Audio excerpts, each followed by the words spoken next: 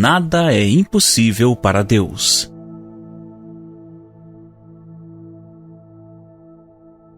Josimar Fonseca. Introdução. Este livro abre uma nova perspectiva para a sua vida e certamente vai ensiná-lo a viver de acordo com a palavra de Deus. Nosso objetivo é que todos os ouvintes sejam abençoados com os ensinamentos extraídos da palavra de Deus e também com as experiências vividas. Oramos para que o Espírito Santo abra sua mente e o conduza através deste áudio rumo à vitória pessoal, desfrutando os impossíveis que o Senhor tem para você. Deus o abençoe.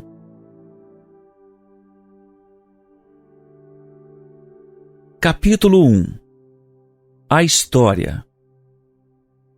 Acaso há para Deus coisa demasiadamente difícil? Daqui a 1 ano, neste mesmo tempo, voltarei a ti e Sara terá um filho. Gênesis 18:14. Com a permissão do Espírito Santo, quero levá-lo aos caminhos da palavra de Deus, a fim de descobrirmos juntos quais são os princípios bíblicos que nos assegura o poder e o senhorio do Senhor sobre todas as coisas. O quadro histórico que se nos apresenta é ilustrado pela pergunta mais linda que está registrada na Bíblia. O texto contém uma pergunta e uma promessa, ambas feitas por Deus a um homem disposto a obedecer. Dentre as milhares de promessas feitas pelo Senhor, esta tem o poder sobrenatural, a virtude especial de queimar o nosso coração com o fogo vivo da graça. No entanto, por detrás desta pergunta e promessa, há uma história a ser estudada. Elas não surgiram por acaso ou do nada. O fundo da história teve seu princípio com um homem chamado Abrão. Ora, disse o Senhor a Abrão, sai da tua terra e da tua parentela e da casa do teu pai, e vai para a terra que te mostrarei. Gênesis 12:1. Abrão foi chamado para sair da rotina e da segurança do seu lar, do convívio com seus parentes, para deixar os pais e a terra que, no futuro, seria sua herança. No chamado só havia promessas. A revelação do seu destino somente seria feita após a sua decisão de obediência. Até então o caminho era incerto e a terra desconhecida. Ele caminhou para o seu destino como se vendo o invisível. Não perguntou se a terra era produtiva e se possuía pastagens para o seu gado. Abrão não duvidou da palavra. Ele se jogou sobre ela, crendo que a promessa tinha o miraculoso, a virtude especial de ser cumprida. Deus não perderia tempo com promessas infundadas. Vai, Abrão, vai. Seja obediente às palavras de Deus. E o Senhor acrescentou, de ti farei uma grande nação, e te abençoarei, e te engrandecerei o nome. Sê tu uma bênção. Abençoarei os que te abençoarem, e amaldiçoarei os que te amaldiçoarem. Em ti serão benditas todas as famílias da terra. Gênesis 12:2 e 3. Assim partiu Abrão como o Senhor lhe ordenara. Desde o dia da chamada até aquele dia em que Deus afirmou que Sara daria à luz a um filho, filho este que representaria o início do cumprimento da promessa de ti farei uma grande nação, passaram-se aproximadamente 25 anos.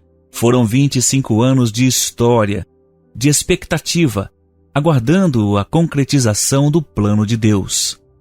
Durante todo esse tempo, Abrão não seguiu seu próprio caminho. Ele andou segundo o caminho e a direção de Deus. O período de sua jornada foi um tempo de tratamento divino para sua vida. Em Siquém, edificou um altar ao Senhor. Dali foi para o monte situado ao oriente de Betel e ao ocidente de Ai, onde armou sua tenda e edificou outro altar ao Senhor. Invocou o seu santo nome e o adorou. Ele partiu, indo sempre para o Neguebe. Mas como havia fome naquela terra, Abrão desceu rumo ao Egito. Temeroso por causa do ambiente desconhecido, ele dá instruções mentirosas à sua esposa, pois não queria perdê-la nem tampouco morrer. Diga que você é minha irmã, assim eles me pouparão. Quando o crente decide passar por uma terra estranha, por algum Egito desconhecido, ele corre sérios perigos morais e éticos para tentar acobertar-se diante do mundo. A mentira de Abrão foi tão grande que o próprio faraó não suportou e o expulsou do Egito. Jamais se teve notícia de que um crente fosse expulso do mundo. Mas Abrão não ficou prostrado. Ele voltou, transitando pelo Neguebe, até ao lugar onde outrora havia levantado um altar ao Senhor. E ali, diante do altar, ele invocou o nome do Senhor. Alguns anos se passaram quando Deus, numa visão, reafirmou sua promessa de fazer de Abrão uma grande nação. Aquele que será gerado de ti será o teu herdeiro. Então conduziu-o até fora e disse: Olha para os céus e conta as estrelas, se é que podes. E lhe disse: Será assim a tua posteridade. Ele creu no Senhor, e isso lhe foi imputado para a justiça. Disse-lhe mais: Eu sou o Senhor que te tirei de Ur dos Caldeus, para dar-te por herança esta terra. Gênesis 15, 4-7. Deus estava lembrando a Abrão que sua promessa estava para se cumprir. Coisas grandes e espetaculares estavam para acontecer com ele e com Sarai. Aproximadamente 10 anos depois do primeiro encontro que Abrão teve com Deus, novamente o Senhor lhe aparece, reafirma a aliança e muda seu nome para Abraão, pai de numerosas nações, e o nome de sua esposa para Sara. Em outras palavras, Deus estava dizendo: Atente bem, Abraão. O que vai acontecer com você é demasiadamente grande e de consequências fantásticas. Você será extraordinariamente fecundo. Sara, sua esposa, será abençoada e dela lhe darei um filho. Então se prostrou Abraão rosto em terra e se riu, e disse consigo: A um homem de 100 anos há de nascer um filho. Dará à luz Sara com seus 90 anos? Gênesis 17, 17. Para Sara, todavia, essa promessa era por demais impossível. Ela sabia que era estéril, mas, usando toda a sua inteligência, resolveu dar uma ajudazinha ao Senhor, para que ele pudesse cumprir o que havia prometido. Então chamou sua serva Agar e deu-a por mulher a Abrão, seu marido. Ele a possuiu, ela concebeu e deu à luz a um filho, a quem chamou Ismael. Não obstante, Ismael não era o filho da promessa. Ele entra na história de Abrão simplesmente como um arranjo de Sarai, como o fruto da intromissão apressada de uma mulher que não soube esperar o tempo de Deus. Aos 13 anos de idade, Ismael foi circuncidado na carne do seu prepúcio. Gênesis 17, 25. Juntamente com seu pai, agora já com o nome de Abraão. Chegamos assim ao limiar da história de um homem que deixou sua terra, parentes e segurança para seguir ao Senhor em absoluta obediência à sua palavra. Partiu para uma região inóspita, árida e até cruel, num ato de entrega total, ressaltando que, por ocasião da sua chamada, ele tinha 75 anos de idade. O tempo para sua peregrinação foi de quase 25 anos, desde a saída da sua aldeia, Harã, até o dia em que Deus deu início ao cumprimento da promessa: De ti farei uma grande nação. Então aconteceu o encontro final, ocasião em que Deus selou o pacto, o cumprimento da sua promessa. Foi assim. Capítulo 2. Promessas. Certo dia, na hora do maior calor, Abraão descansava à entrada de sua tenda em Mamre. Sara cuidava dos afazeres domésticos no interior da tenda. Seu filho Ismael e os trabalhadores estavam no campo. Nada de anormal havia sucedido naquele dia e, por isso, Abraão aproveitava a ocasião para cochilar durante algum tempo. Ele não havia se esquecido da promessa de Deus, mas também não estava preocupado quanto ao tempo em que ela seria cumprida. Meditava sobre a promessa, mas como não divisava os meios ou as circunstâncias para que ela se realizasse, ficava apenas na expectativa do tempo de Deus. É bem verdade que já estava com quase 100 anos de idade e, para que Deus fizesse dele uma grande nação, seria necessário que antes houvesse um milagre excepcional. E era exatamente o sinal do milagre de Deus que ele aguardava confiante. Em dado momento, Abraão ouviu o barulho dos passos de alguém que se aproximava. Ainda um tanto sonolento, levantou os olhos e viu 3 homens em pé diante dele. Pelo porte e aparência dos homens, Abraão reconheceu imediatamente que eram seres celestiais. No entanto, não sabia ele que se tratava do próprio Senhor e mais 2 anjos. Imediatamente, providenciou água para os visitantes lavarem os pés e sugeriu que eles descansassem à sombra, debaixo do carvalho, enquanto Sara preparava pães assados no borralho. Em seguida, foi ao curral, pegou um novilho tenro e bom e ordenou ao criado que o preparasse. Depois de tudo pronto, tomou também coalhada e leite e pôs diante dos visitantes e permaneceu junto a eles debaixo da árvore, e eles comeram.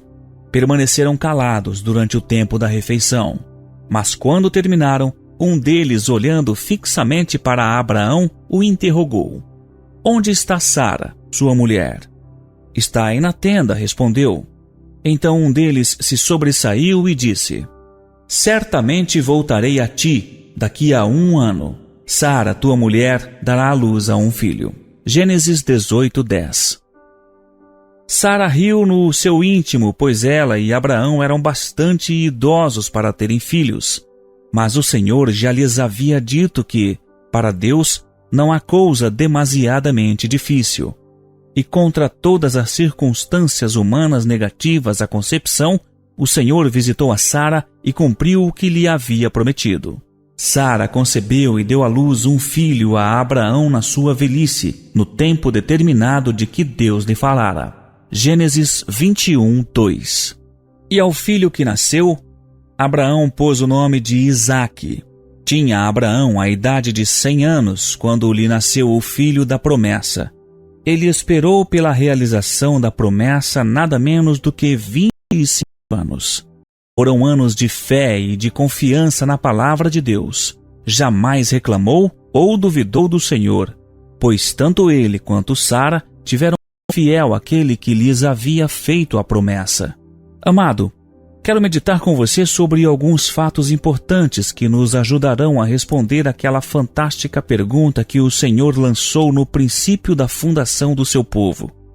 Acaso para Deus há coisa demasiadamente difícil? Gênesis 18:14. Em primeiro lugar, destacamos o fato de que, quando começamos a andar com Deus, Ele nos cerca com um muro de proteção através de suas promessas. Deus tem as mãos cheias de promessas para seus filhos. Alguns teólogos nos asseguram de que há 36 mil promessas ou similares registradas na palavra de Deus.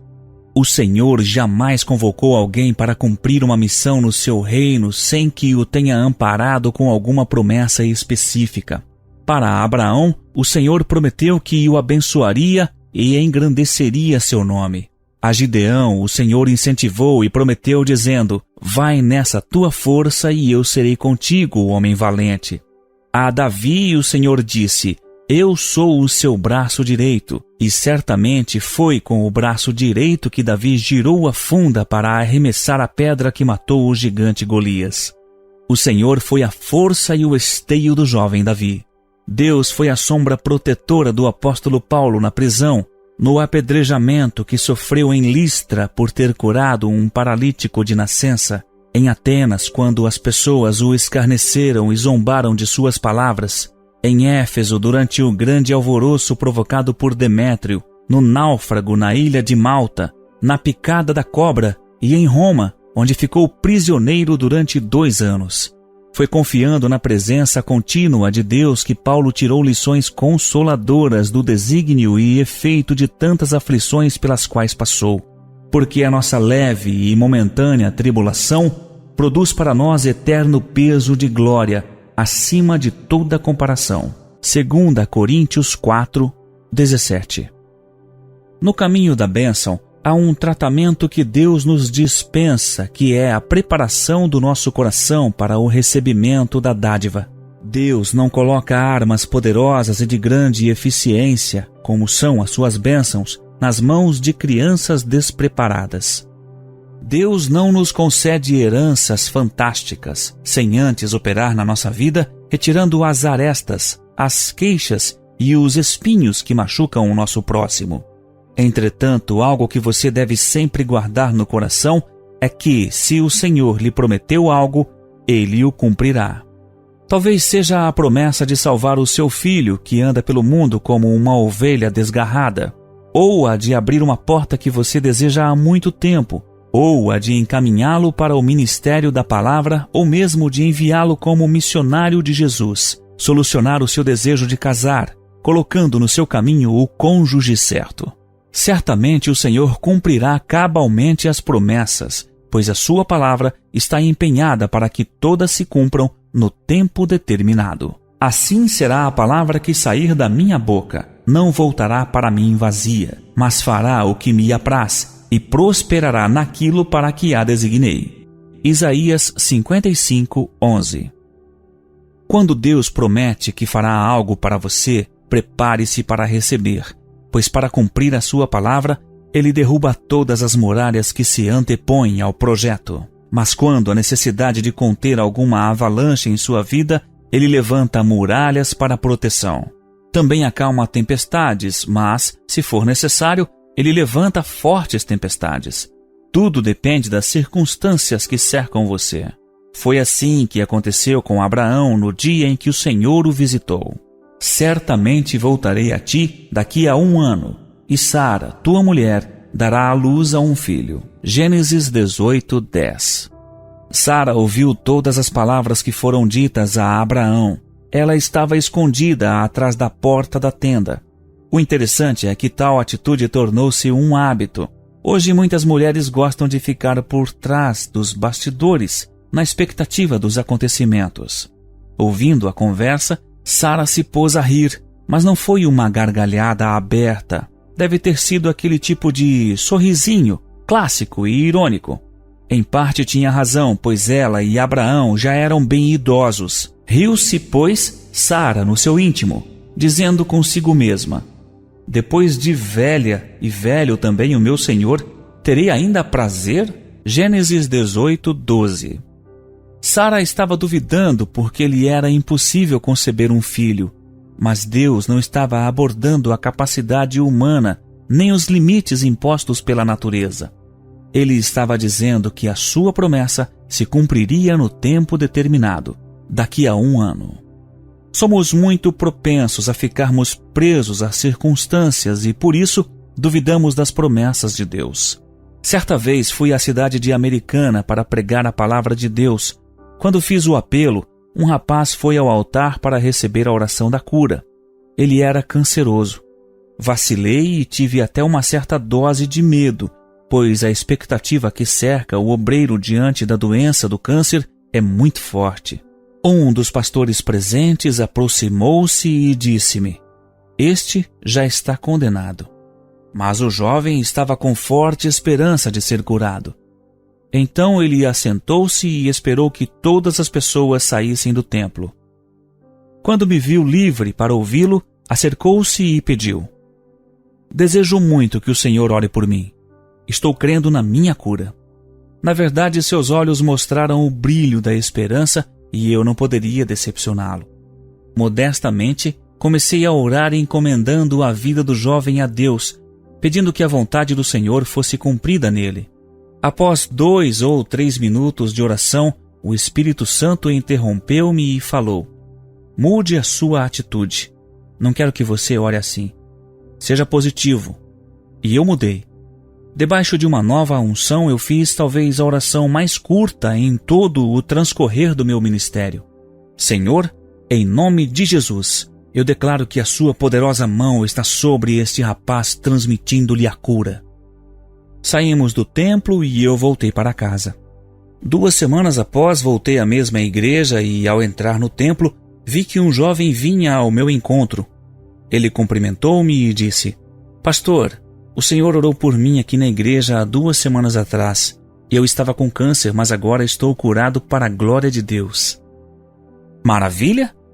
Sim, uma grande maravilha. Sua cunhada, que o acompanhava, confirmou o fato, dizendo que o que houve foi um estupendo milagre.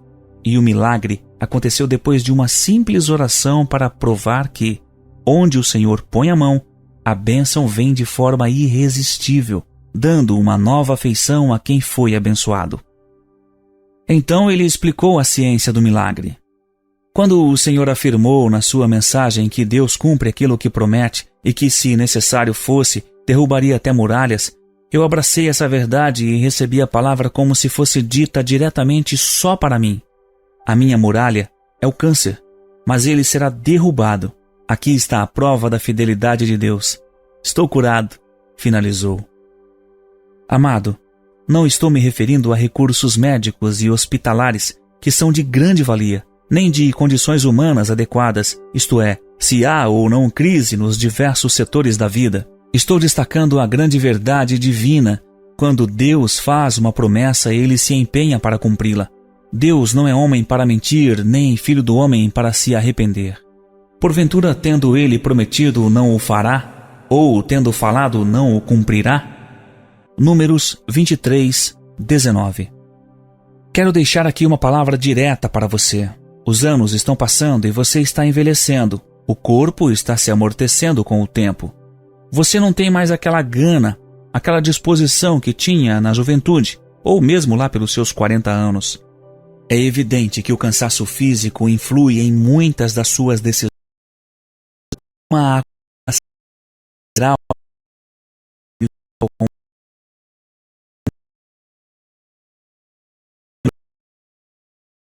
Quando Deus foi à tenda de Abrão, ele fez a promessa de um filho, mesmo tendo ele quase 100 anos, não estavam em jogo as condições físicas dele e de Sara. O que Deus estava prometendo era um milagre. O milagre da reprodução. De um casal de idosos viriam muitas nações. A única condição exigida pelo Senhor foi a de obediência e fé. Sê tu uma bênção, pois com a sua bênção, outros milhões de homens serão abençoados. Partiu, pois, Abraão, como lhe ordenara o Senhor. Amado, a questão da bênção da vida está apoiada na palavra de Deus em primeiro lugar, e em segundo lugar estão a nossa obediência, a apropriação da promessa e fé incondicional de que Deus cumpre o que promete. Ele é fiel.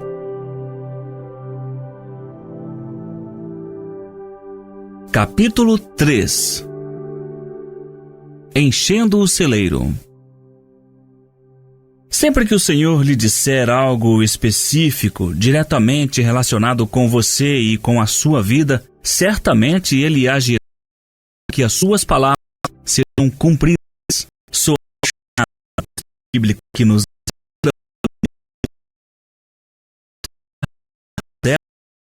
as palavras não passarão. Marcos 13:31. Se a palavra foi pronunciada por Deus e não enfeitada pelo homem, você pode descansar nela, porque no tempo certo assim acontecerá. Deus não vai dar um calote, porque no tempo certo assim acontecerá.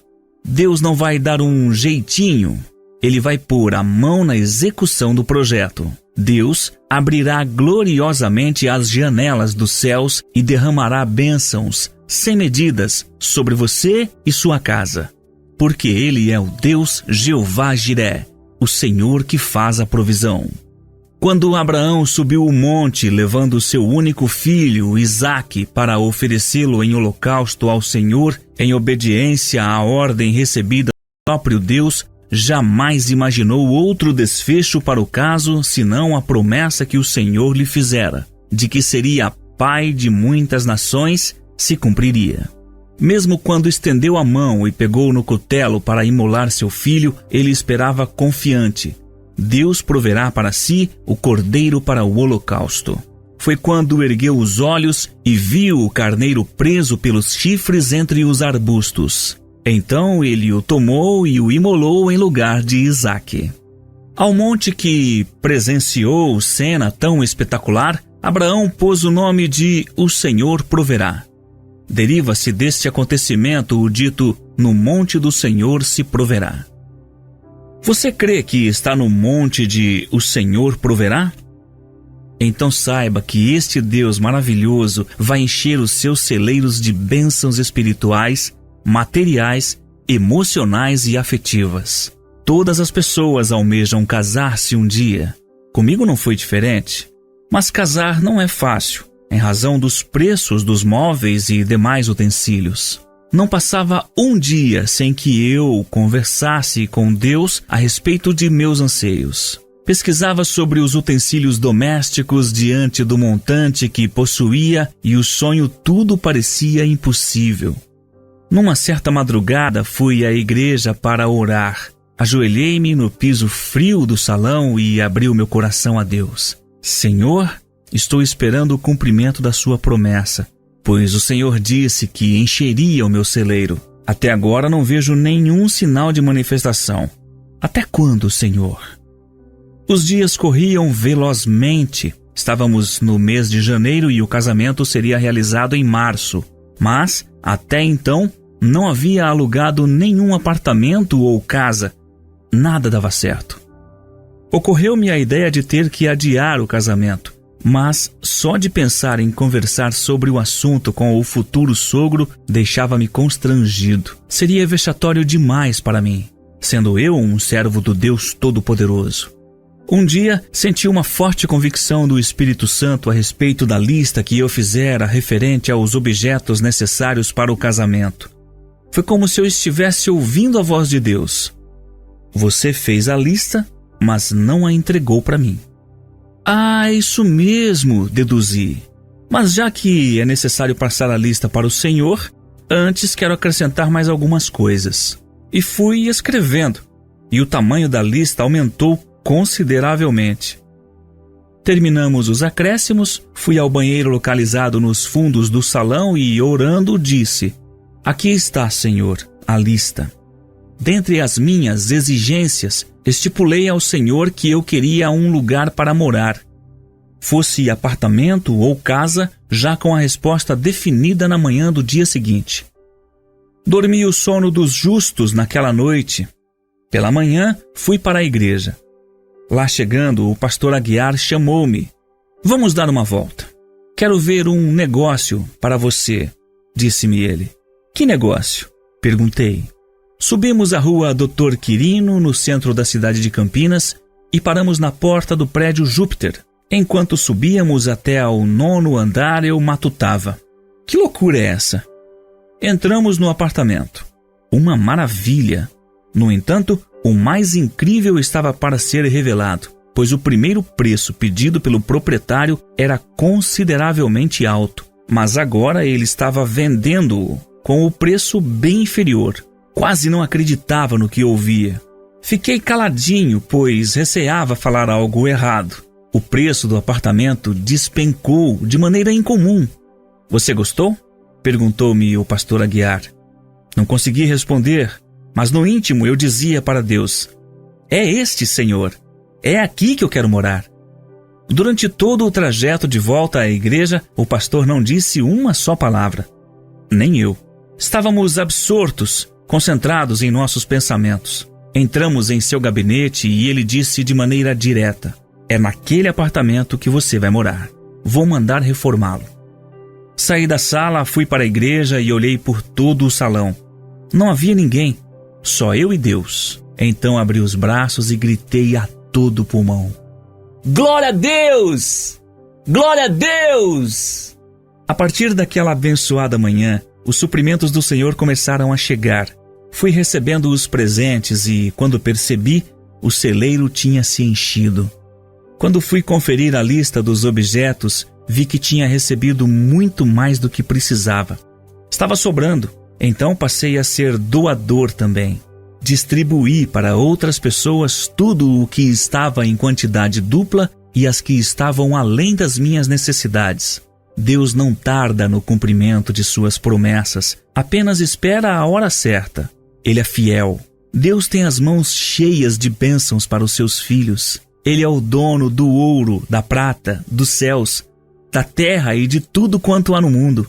A porta que Ele abre, ninguém fecha, e a que Ele fecha, ninguém abre. Esta mensagem é para você. Deus quer que você saiba, com certeza, que as promessas que Ele lhe fez jamais serão esquecidas. O Senhor as cumprirá no momento certo. Abraão nunca duvidou da palavra que o Senhor lhe disse. Não duvidou da promessa de Deus por incredulidade, mas pela fé se fortaleceu dando glória a Deus. Romanos 4:20. A cada dia que passava, Abraão dizia: não foi hoje, mas pode ser amanhã. Todos os dias são de Deus, e o amanhã também. Deus é o Senhor do tempo. Glória a Deus. Amado, fortaleça a sua fé e jamais permita que o desânimo, a amargura, a tristeza, a impaciência, a dúvida, a malícia, a cobiça, as palavras vãs e os cuidados deste mundo entrem no seu coração. Essas discordâncias contaminam a vida das pessoas e desviam o propósito que Deus tem para elas. Quando decidimos caminhar com Deus, devemos fazê-los de mãos dadas com Ele, para que acertemos nossos passos com os do Senhor. Essa disposição se reflete na nossa inteira confiança nele, sabendo que as suas promessas serão cumpridas. Atente bem para esta verdade. As promessas de Deus jamais falham. E Ele prometeu que o nosso celeiro estaria sempre cheio, conforme nossa necessidade. Deus é todo fidelidade. Capítulo 4. Hora marcada. Tudo tem o seu tempo determinado, e há tempo para todo propósito debaixo do céu. Há tempo de nascer e tempo de morrer, tempo de plantar e tempo de arrancar o que se plantou, tempo de chorar e tempo de rir, tempo de amar e tempo de aborrecer, tempo de guerra e tempo de paz. Eclesiastes 3:1-8. O nosso Deus tem um tempo para tudo, mesmo para as coisas que parecem insignificantes. Como Ele é o Senhor do tempo, concluímos que as ações de Deus não atrasam nem adiantam. Ele age e se manifesta na hora que Ele mesmo marca. Não na hora que o homem determina, como muitos ensinam, nem na hora que o homem quer. Deus sempre chega na hora certa.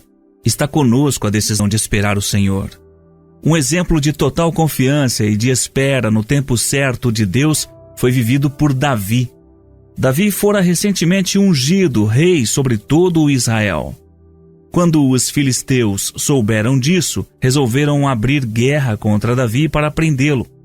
Mas os sentinelas do rei avisaram-no de que o inimigo estava no vale de Refaim, pronto para a guerra. Davi não recorreu à sua espada nem à lança.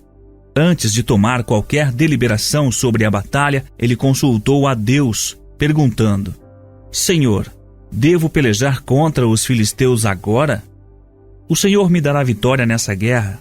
Deus lhe respondeu, não só consentindo que Davi fosse contra o inimigo, mas também assegurando-lhe que a vitória já era certa. Porque os entreguei nas suas mãos. Davi partiu contra os filisteus e os derrotou em Baal-Perazim.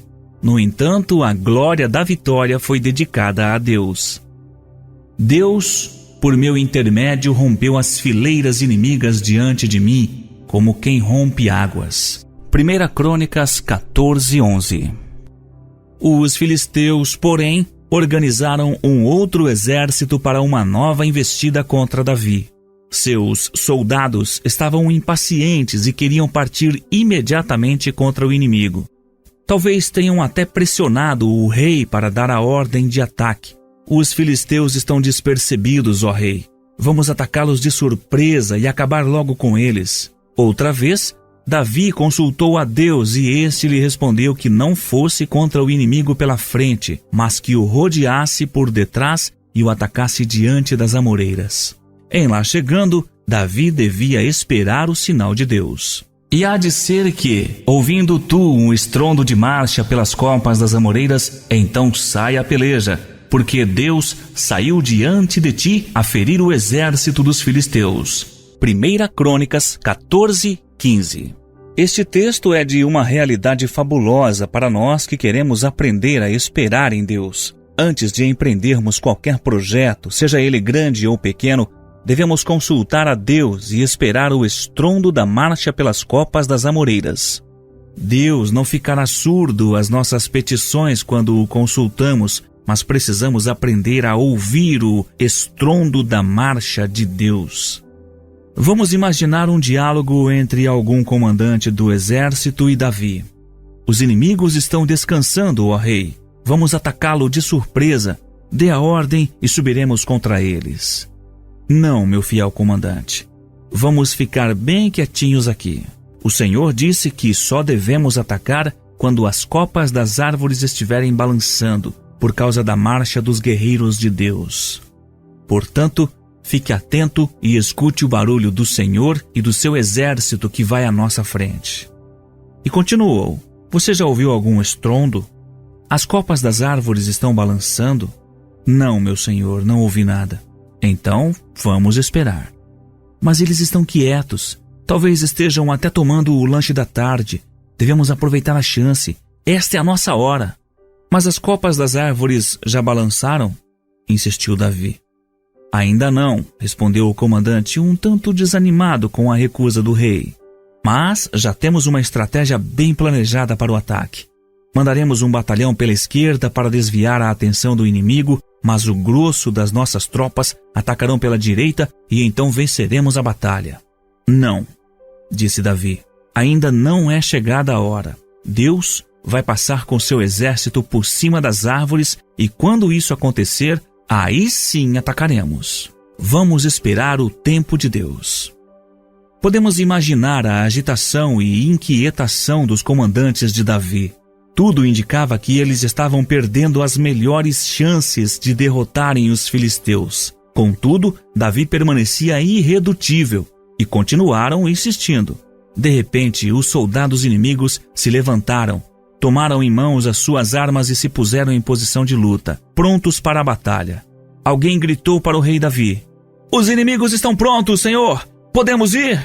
"Nós também estamos prontos", respondeu Davi. "Mas ainda não é a hora. Somente após a passagem de Deus é que nós iremos à batalha. Continuemos a esperar pelo estrondo", concluiu Davi. Nesse momento, outro grito ecoou no meio do arraial de Israel. "Ouvimos o estrondo e as copas das árvores estão todas balançando. Parece ser uma forte tempestade. Agora é hora de atacar. A vitória já está ganha. Deus foi à nossa frente e desbaratou o inimigo", exultou o rei Davi. Fez Davi como Deus lhe ordenara e feriu o exército dos filisteus desde Gibeon até Gezer. Assim se espalhou o renome de Davi por todas aquelas terras, pois o Senhor o fez temível a todas aquelas gentes. 1 Crônicas 14, 16 e 17. Amado, não há nada melhor do que esperar a hora de Deus para a nossa vida. O relógio divino é infalível, não atrasa. Mesmo quando alguém se desespera por achar que algo está demorando e diz que acabou o tempo, que não há mais esperança, que não tem mais jeito de alcançar o alvo e que o prazo está vencido, Deus diz que há tempo para todas as coisas e para todos os propósitos debaixo do céu. O tempo de Deus é tão fantástico que nos deixa extasiados. Diz que Deus vivifica os mortos e chama à existência coisas que não existem. O texto está ensinando que, mesmo quando nós dizemos que algo está morto, Deus olha e diz que vai viver.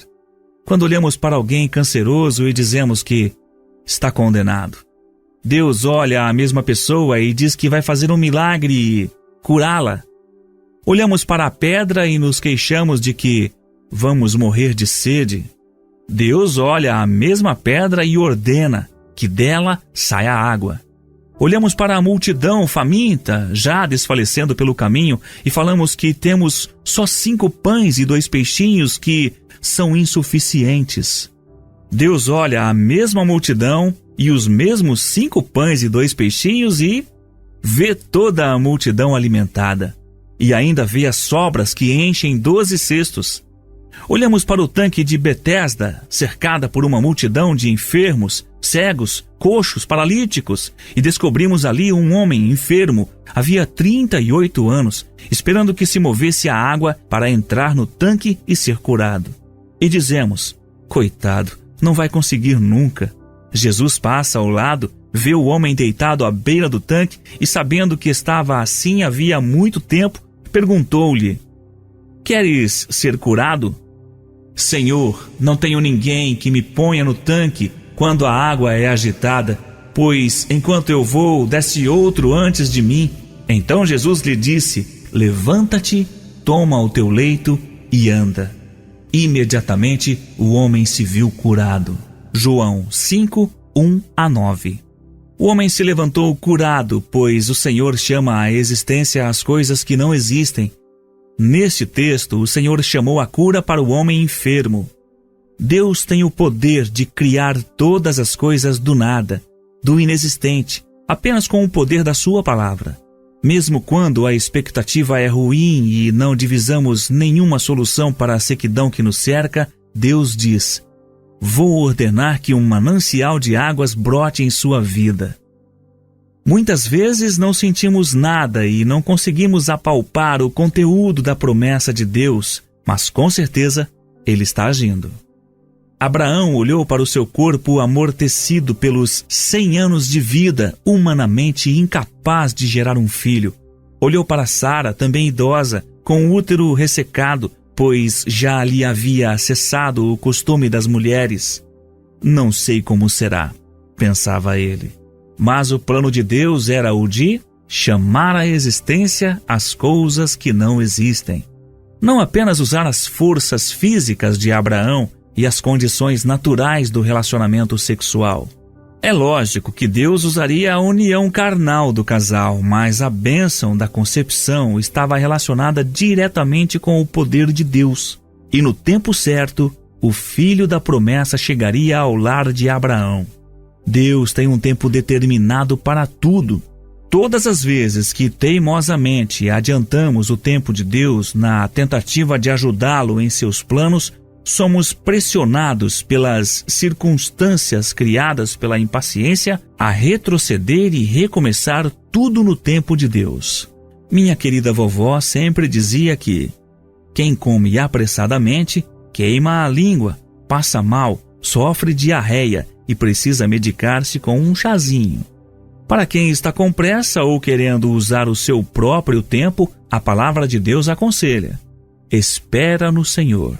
Seja paciente. As promessas de Deus jamais falham, mas todas se cumprem na hora marcada por Deus. Por quê? Indagamos. Porque Deus é onisciente e sabe qual é a melhor hora para nos atender. Entre no seu camarote e espere. Capítulo 5. Contando estrelas. Já nos referimos a 2 verdades incontestáveis.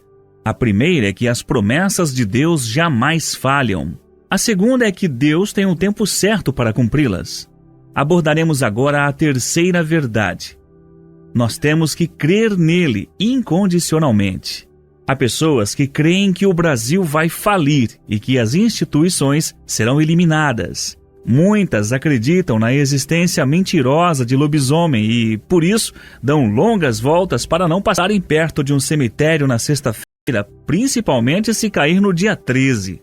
Outras não passam debaixo de uma escada e, se algum gato preto cruzar no seu caminho, elas se descabelam e desmaiam de terror. Creem no esoterismo, nas sugestões demoníacas, no espiritismo, na doutrina errada da reencarnação, na existência do sudário, no poder do padre Cícero e outros. No entanto, não creem na palavra de Deus, nem conseguem assimilar a grandeza de Deus. Essas pessoas caminham durante toda a vida, mas só conseguem dar passos vacilantes e trôpegos. O pensamento máximo que as dirige é: se posso, vou. Se não posso, fico. Elas nunca ousam dar um passo de fé e crer no que o Senhor está dizendo. Elas nunca se arriscam, não por causa do medo, mas sim por incredulidade. Há uma dureza no coração. Elas não conseguem perceber que o Deus que promete bênçãos para o seu povo não é um político, nem médico, nem padre, nem mesmo um pastor. Ele é apenas Deus. E sendo Deus, tem o poder de fazer o que lhe apraz. A pessoa vacilante não consegue captar essa maravilhosa grandeza de Deus. Sua crença é limitada pela insegurança provocada pelos muitos ídolos, penitências, rezas repetitivas, confissão, etc. Também duvidam da iminente volta de Jesus, a fim de buscar a sua igreja. Será que ele voltará mesmo? Como será o transporte para tanta gente? Nós vamos ficar aqui mesmo. Esse negócio de céu e inferno é uma balela. O coração que abriga a atitude de crítica não permite que a pessoa veja que há uma luz no fim do túnel e que essa luz reflete em seu próprio rosto. A bênção passa pelas suas mãos e ela não desfruta nem experimenta as promessas de Deus, pois está cega pela incredulidade. Ficamos felizes e agradecemos a Deus, porque com Abraão não sucedeu tal coisa. Eu vejo Abraão contando as estrelas todas as noites. Ele saía da tenda, olhava para o céu e começava a contar. 1, 2, 3, 4, 5... Lá pela 100ª ou 200ª, ele parava e comentava: puxa, não dá para contar mais. São muitas, são milhões.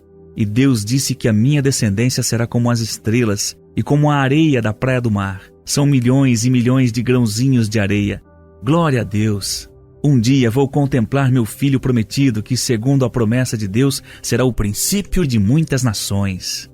Nos seus momentos de meditação, Abraão via sua casa cheia de netos, bisnetos, trinetos, etc., prontos para dar a sequência ao plano de Deus, povoando a terra e fazendo da sua posteridade nações inumeráveis. E ele esperava com fé e com confiança o tempo de Deus. A Bíblia registra fatos acontecidos em decorrência da palavra de Deus que, aos olhos dos homens, podem ser considerados como absurdos. Ao ser inquirido sobre o dever de pagar os impostos, Jesus concordou em fazê-lo e em seguida deu a Pedro uma ordem absurda: vai ao mar, lança o anzol e o primeiro peixe que fisgar, tira-o, e abrindo-lhe a boca, acharás uma estáter, uma moeda. Tome o dinheiro e entrega-lhes para pagamento do imposto.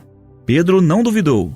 Ele creu no absurdo de encontrar na boca de um peixe a moeda necessária para atender às leis do imposto. De outra feita, Jesus caminhava pela estrada quando viu um homem cego de nascença. Arguido sobre a origem da cegueira, Jesus respondeu que nem o cego havia pecado, nem os seus pais, mas aquela deficiência era para que se manifestassem no homem cego as obras de Deus. Em seguida, Jesus deu-lhe um remédio absurdo. Jesus cuspiu na terra, fez uma massa barrenta com a saliva e aplicou a mistura nos olhos do cego.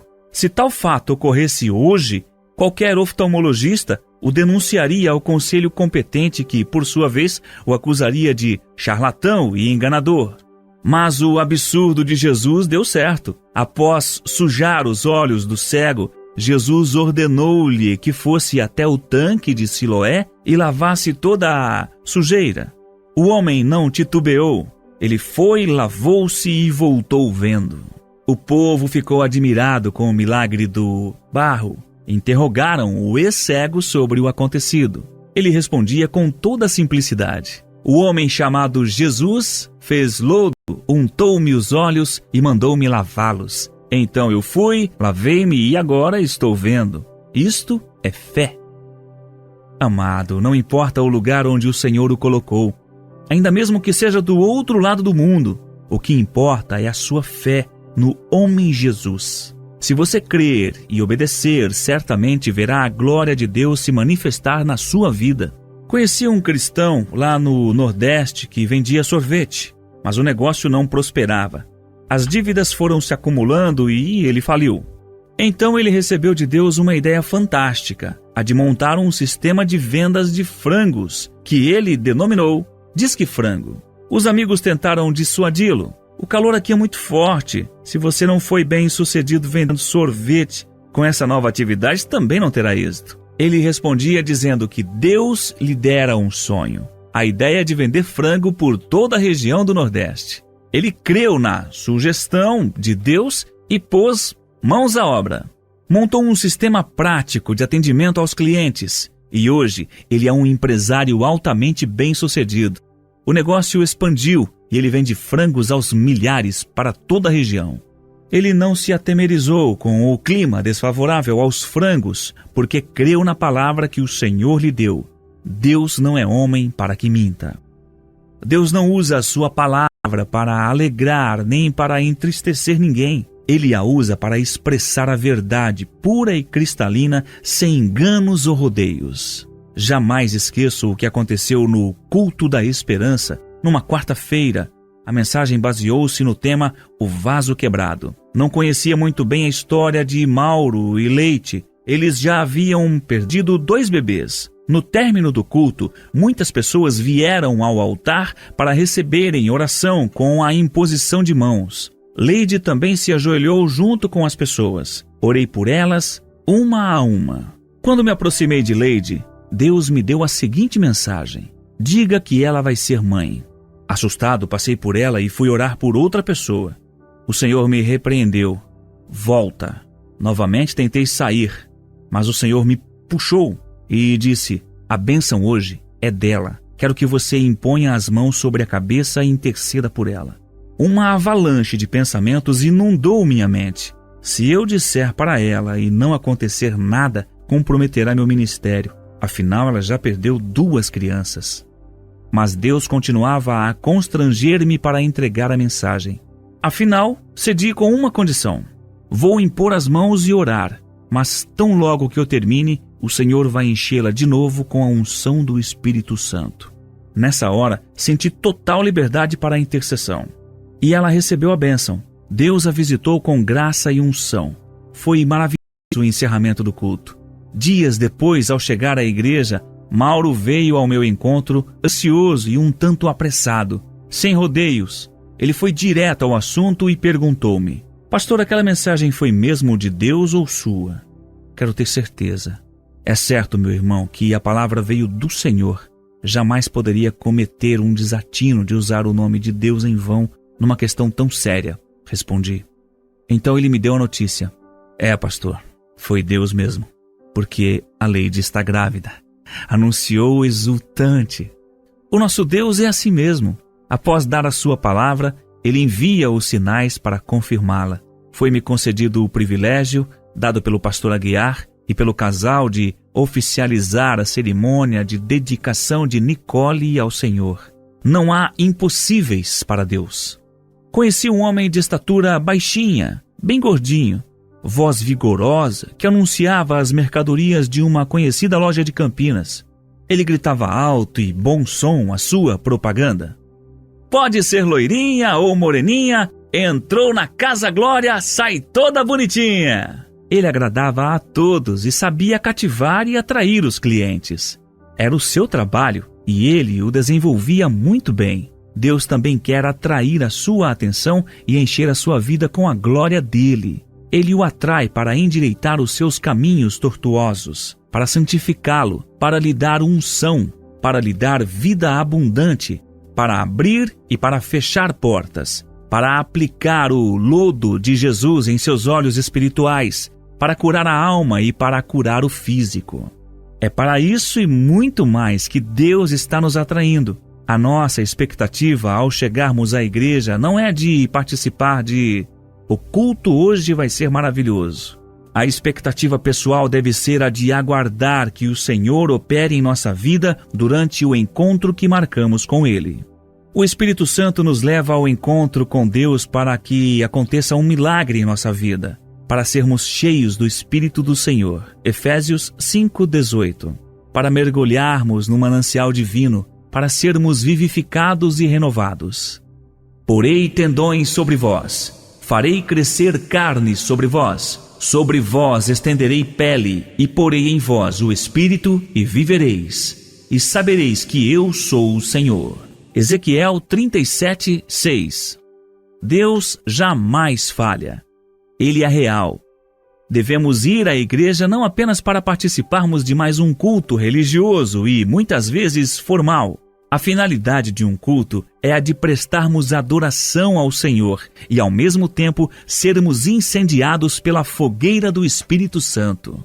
Durante o tempo em que estamos ouvindo a mensagem, o Senhor vai passando no nosso meio, tocando na nossa vida, suprindo as necessidades, operando milagres, curando doenças, derramando sobre nós um rio de amor, restaurando casamentos, renovando o amor dos esposos, reedificando os lares que foram destruídos pelo inimigo e dando completa vitória. É assim que Deus age. Em Americana, preguei sobre o amor de Deus. Ao terminar, um casal procurou-me para dizer que naquela noite eles estavam dando a Deus a última oportunidade para abençoar o seu casamento. Vocês erraram, respondi. Na verdade, hoje, vocês estão dando a primeira chance a Deus.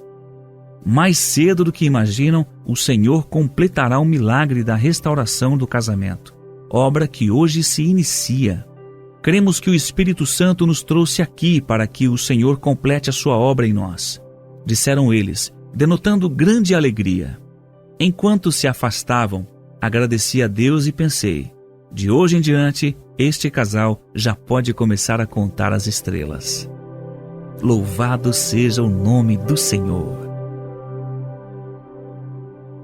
Conclusão. 1 ano depois de ter dado a promessa a Abraão, aparece sua esposa Sara trazendo nos braços o seu filhinho. Ela sorri, mas agora não é o riso sarcástico e irônico. É o riso da vitória concebida por Deus. O Senhor não falha. Eu posso entender o sentimento de Abraão e Sara, pois eu e minha esposa estamos vivendo a mesma experiência. Eu afirmei que nunca trocaria fralda de nenê, nem daria banho. No entanto, estou fazendo isso e muito mais. Sabem por quê? Simplesmente porque agora temos outro riso, o da felicidade. Há pouco tempo, quando realizamos o culto da consagração de Isabelle, meu coração ficou apertadinho e não pude conter as lágrimas. Tentei ocultar meus sentimentos e mordi os lábios, limpei o suor da testa, olhei para o teto, tudo em vão. As lágrimas desceram. Esses sentimentos afloraram com intensidade, porque há 10 anos fiz uma afirmativa ousada, mas carregada de fé. Um dia estarei aqui no altar desta igreja, exercendo o ministério de pastor, servindo ao Senhor, bem casado e consagrando a Deus os meus filhos. Enquanto dedicávamos nossa filha a Deus, eu dizia, Senhor, parece que demorou muito para acontecer o milagre, mas está tudo se realizando no tempo certo, no seu tempo. Graças, Senhor. Com você não será diferente. Várias são as promessas de Deus, cada uma adequada à necessidade mais vital. Por isso, você deve estar preparado, porque o seu Deus agirá na hora certa. A Bíblia diz que não há impedimento para o Senhor. Bem sei que tudo podes e nenhum dos teus planos pode ser frustrado. João 42, 2. O segredo da vitória na vida cristã e na apropriação das bênçãos de Deus está na decisão firme de andar sempre com o Senhor. Quando o Senhor e os 2 anjos, Gênesis 18, 1 e 2, terminaram a visita a Abraão, eles se levantaram para prosseguir a viagem, mas Abraão ia com eles. Estas palavras não estão inseridas no texto Gênesis 18, 16 por mero acaso. Elas revelam todo o conteúdo do segredo da vida vitoriosa, que nada mais é do que andar com Deus. Para que você desfrute das riquezas das bênçãos de Deus, requer-se que a sua caminhada seja ao lado dele. Há um conhecido ditado que expressa esta verdade: diga-me com quem andas e eu direi quem tu és. Se você andar com alguém fofoqueiro, você assim o será. Se andar com pessoa problemática, você terá muitos problemas. Se andar com um torcedor do Corinthians, todos dirão que você é corintiano. Mas, se você andar com Deus, as pessoas vão classificá-lo como um homem de Deus, um pastor de Deus, uma mulher de Deus, um casal de Deus, um servo obediente de Deus. Não me refiro ao tempo, aos anos em que você já é crente, porque muitos já professaram sua fé em Jesus. Há 10, 20 ou 30 anos, já se esqueceram de caminhar com Deus. Podem até andar com empresários, com homens importantes na área industrial, com políticos, com esportistas famosos e ricos. Frequentam bons restaurantes, festas beneficentes, bem concorridas pela chamada alta sociedade, mas se esqueceram do item básico e mais elementar da vida cristã: andar com Deus. Disse o Senhor: ocultarei a Abraão o que estou a fazer. Certamente o Senhor revelaria a Abraão o que faria com Sodoma e Gomorra, porque ele estava ao seu lado. E assim Abraão se livrou da destruição. A Bíblia diz que partiram dali aqueles homens e foram para Sodoma. Porém, Abraão permaneceu ainda na presença do Senhor.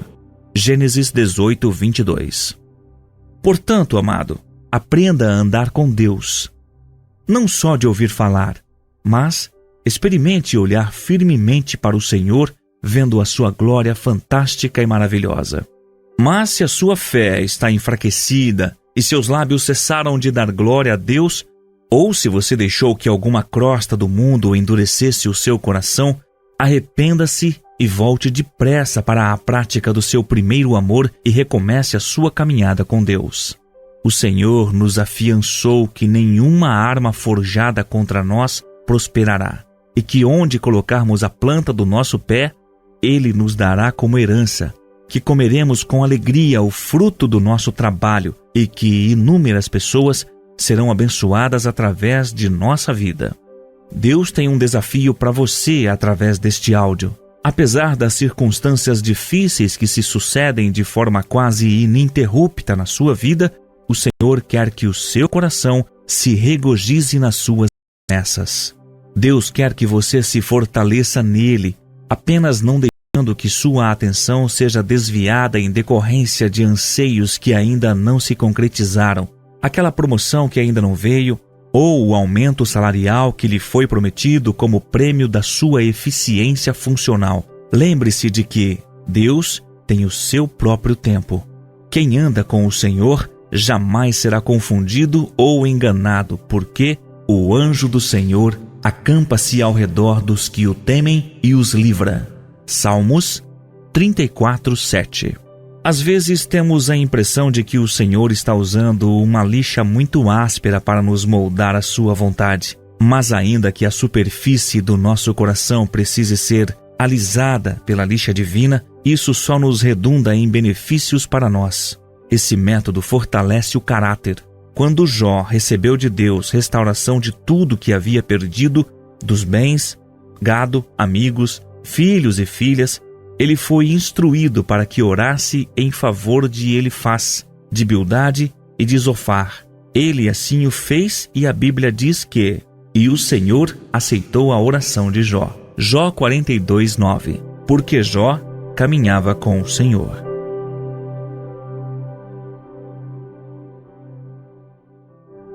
Oração. Senhor, sabemos que disciplina os seus filhos e corrige a quem ama. Apesar de tudo, eu confio na grandeza do seu nome e no cumprimento das suas promessas em minha vida. O Senhor enxuga as nossas lágrimas e nos consola com a presença suave do Espírito Santo. Sou conduzido pelo Espírito até ao trono da sua graça. Creio que não há nada demasiadamente difícil para o Senhor. Creio que o Senhor pode fazer o impossível acontecer. Como Abraão, estou sendo fortalecido a cada dia. Glorifico o seu nome santo e poderoso, porque o Senhor é o vencedor, o Rei dos reis, o Senhor dos senhores. Glória e louvor sejam dados ao seu nome excelso. Louvado seja o Senhor. Nada é impossível para Deus. Josimar Fonseca.